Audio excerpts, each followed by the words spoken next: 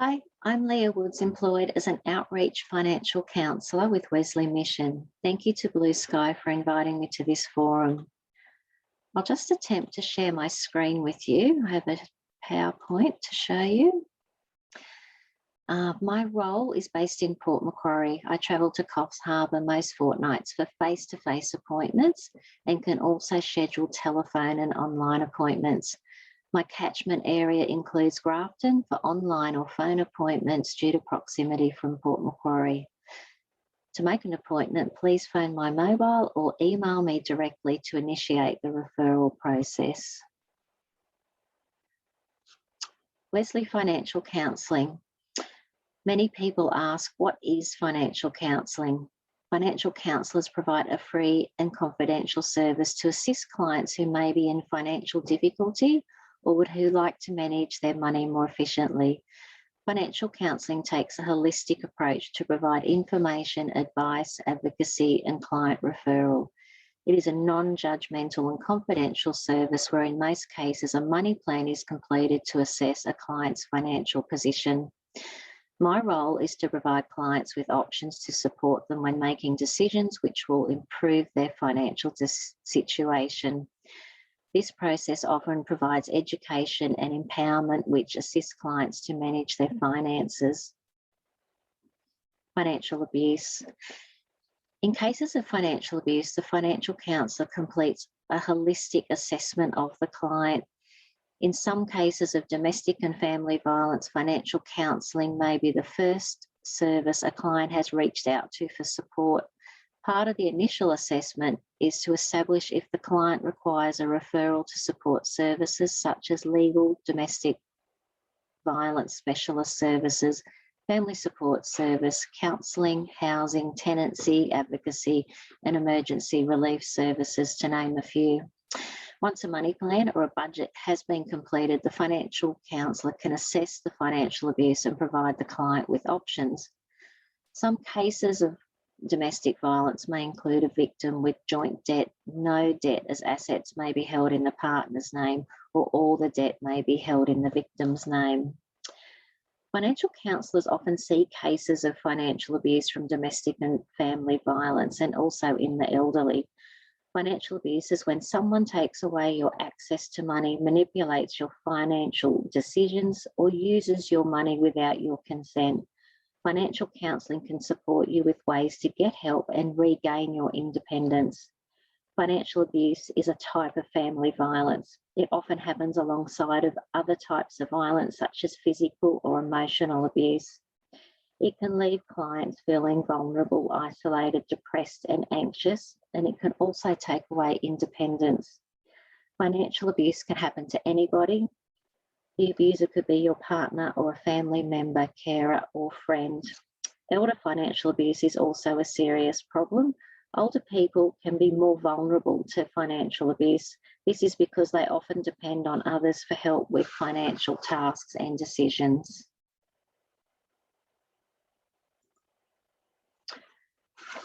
Identifying financial abuse.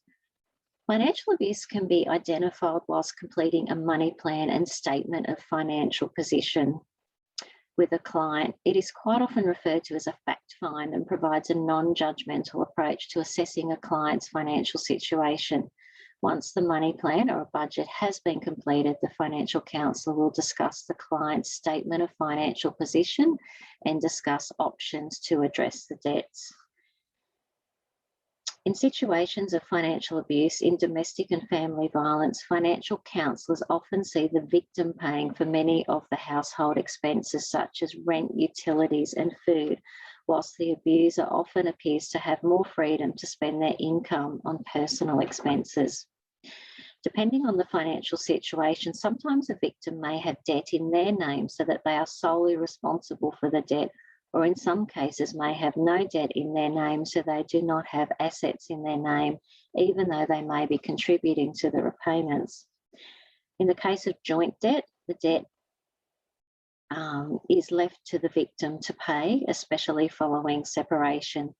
This puts the victim in a vulnerable situation as they may not have that asset if it is a secured debt and may not want to risk damaging their credit file. They may also be afraid of backlash from the abuser if they cannot pay the debt.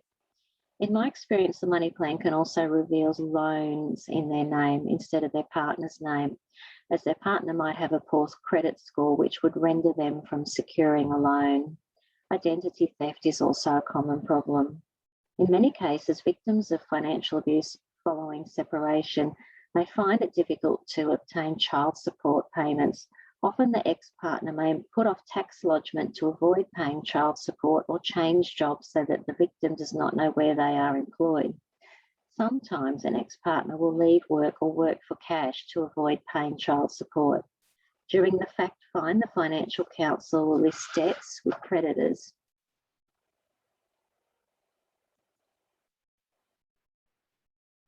Advocacy. Many creditors have specialist hardship teams to assess with cases of financial abuse.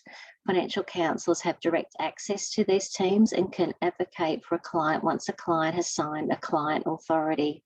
Specialist hardship teams understand clients can be traumatised by financial abuse and work together with financial counsellors to assess what is affordable, negotiate repayment plans and debt management. In some cases, creditors may offer a partial waiver or a full debt waiver and reduce settlements. The EVP program, Escaping Violence Payment Program.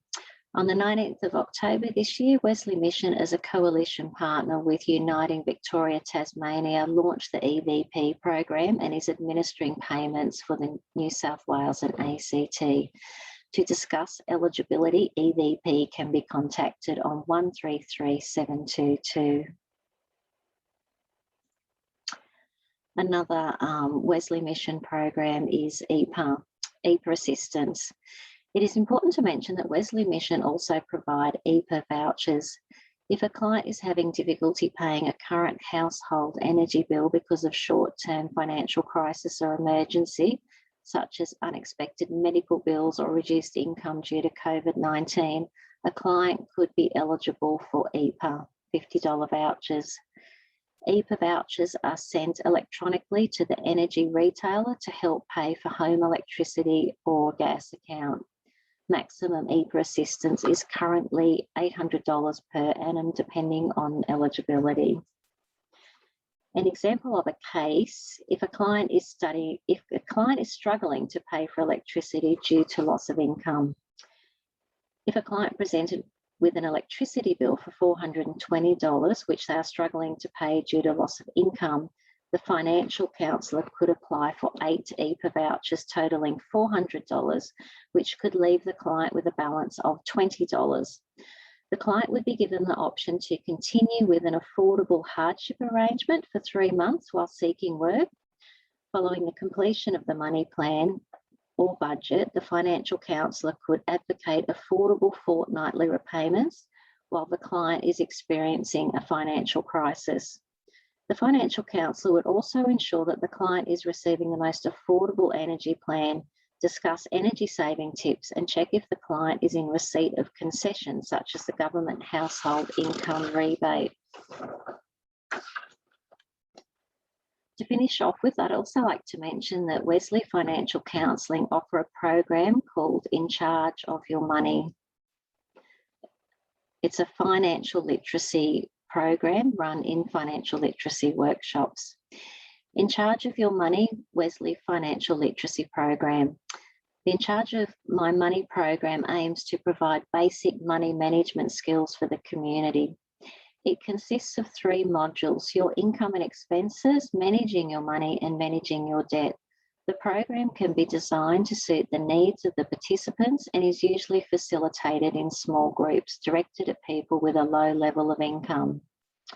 Please contact me on 0448 065529 for further information on the programs mentioned today or for a referral to Wesley Financial Counselling. Thank you for your participation.